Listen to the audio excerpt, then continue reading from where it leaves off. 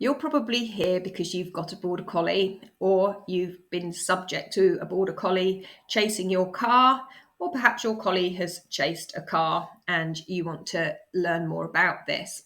So this is one of the top 5 reported problems from people living with Border Collies, and it's not only very, very dangerous, but also it's a very unhealthy pastime for a Border Collie who perhaps has been misunderstood, or maybe he's not getting what he needs in his life as a pet dog.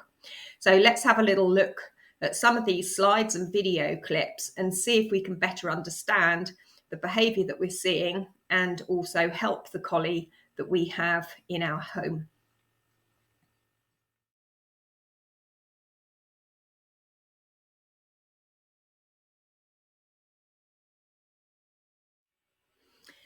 Just a couple of interesting facts about the Border Collie before we delve deeper into his breed traits and characteristics.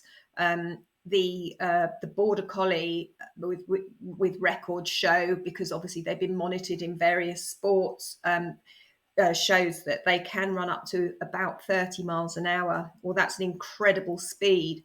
And if we combine that with the fact they've got very flexible spines and that they're designed to work all day, along with their ability to turn literally on a dime at high speeds, we need to be very careful when we let them off the lead and understand what they're actually capable of and what they're driven to do in life.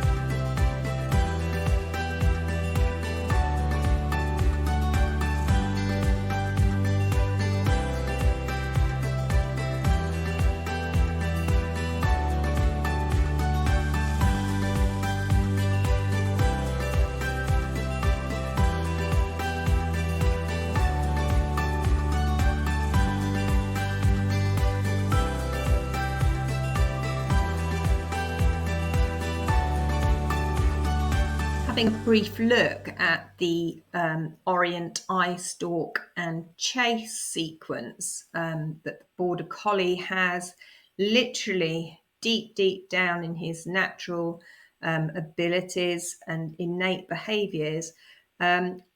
What's important here is the fact that that's not linear. It doesn't end there. It doesn't end just because the collie chased something.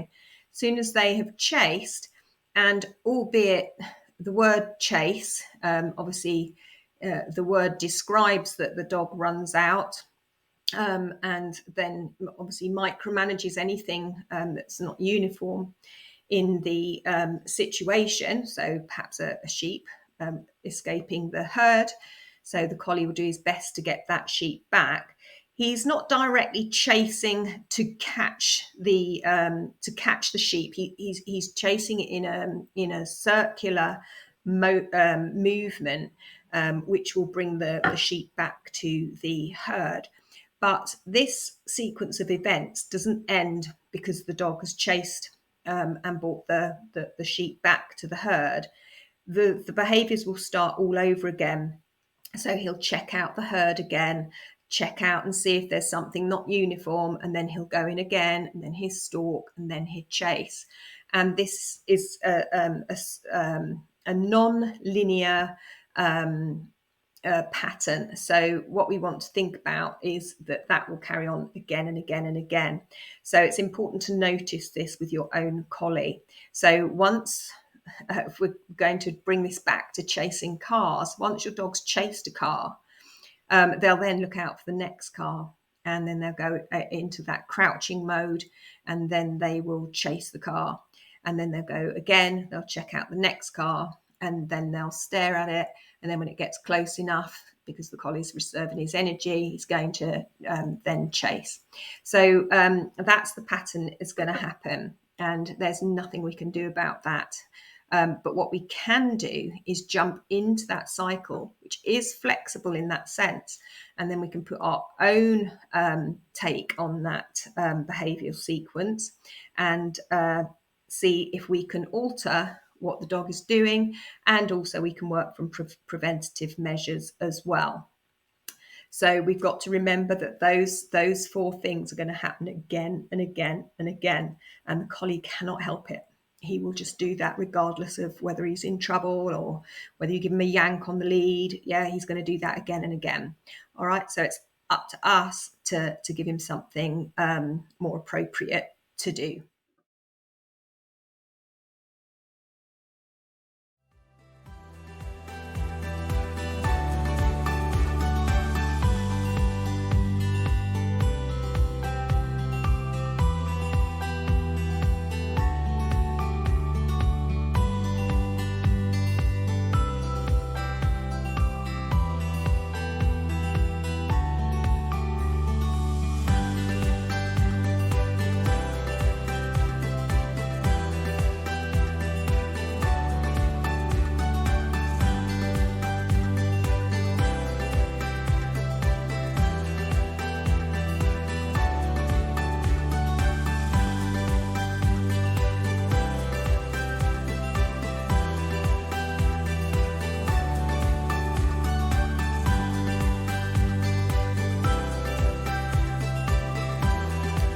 So we now have an adrenaline-fueled, stressed out Border Collie stuck on a lead, ready to blow at any minute when he sees a speeding car.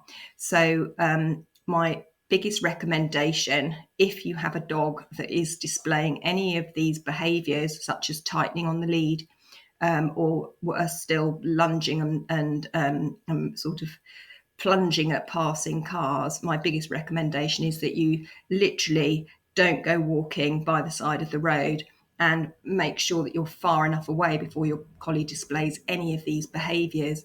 This way you can both have a lovely walk. So you're probably saying, yes, but I live in a town and there's pavements everywhere. I highly recommend that if you can, please get your car out and go somewhere really nice where your collie can run free. We can see at this point that the key factor and your greatest friend is the distance that you keep from the cars whilst your collie is on a lead, so that he stays within his coping threshold and that this behaviour repertoire isn't triggered by the movement of the cars should they pose a problem on a walk. So this isn't always easy for people, but what you could do is just monitor the quieter days outside your house should you live in a more built up area, and help your collie to enjoy his walk when there is less passing vehicles on your walk.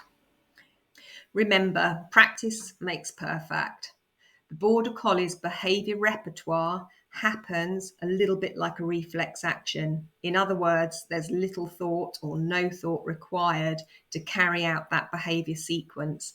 So it's up to us as Border Collie lovers to make sure that this behaviour only occurs in an appropriate situation where possible.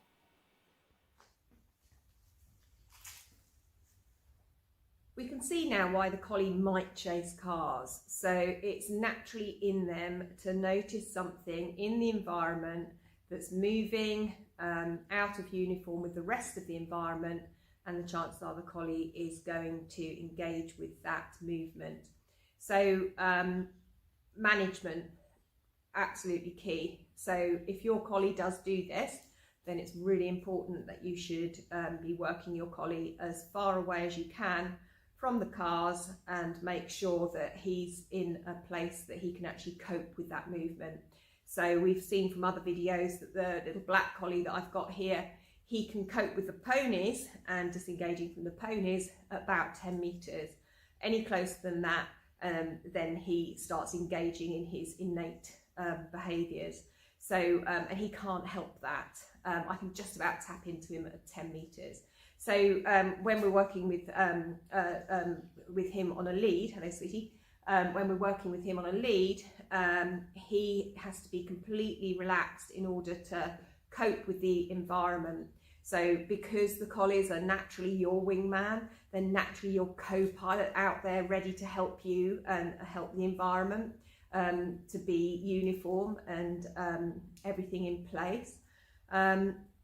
If you, for any reason, appear to be needing him at any point, so maybe it's a busy day on the road, maybe there's more cars than usual. If I show an ounce of feeling irritated by that, because we live on country lanes, occasionally I might just think, oh, not another car.